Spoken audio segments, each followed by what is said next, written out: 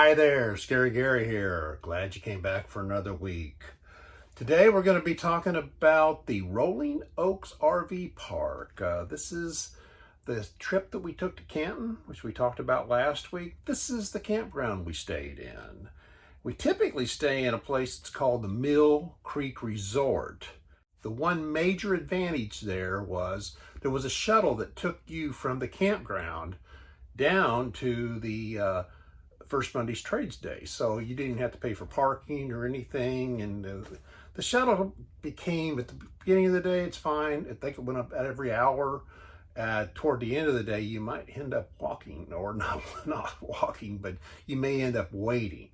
Because one Pacific year, I went ahead and took the shuttle back with a load of stuff, and Mary Lou, her friend, and friend's husband, they stayed down there, and then they called me and says, hey, we've been waiting for like 45 minutes and the shuttle still hadn't come back by. Can you come down here? So I drove down there and I picked them all up in the truck, and we were able to haul everything out. Second load. Okay? The worst thing about Mill Creek is they had a minimum of 3-day stay on all of the first Mondays. And we're talking, it's rains, Mill Creek, on first Monday's rates were $53 to $69, depending on your campsite that you were in. So if you put an extra day on it, that basically is going to cost you maybe close to another $70.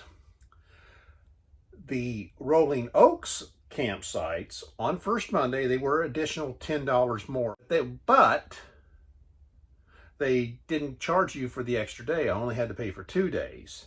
And they ranged anywhere from $42 to $67 for the premium. And I believe we paid like around $50 is where we were right in the middle of the two. It was about 2 miles away from the first Mondays. It was right off of I-20, which that was, to me, the only disadvantage there was it was a little bit noisy on the outside due to I-20.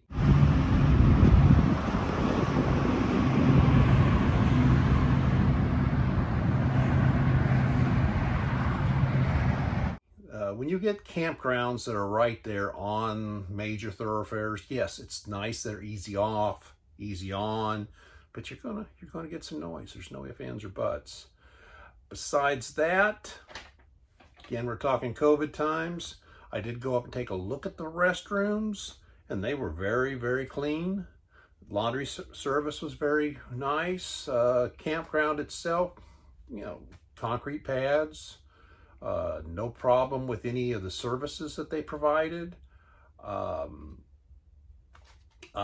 think we had cable, and it was just a nice little campground. And bottom line, Finley, he liked it outside.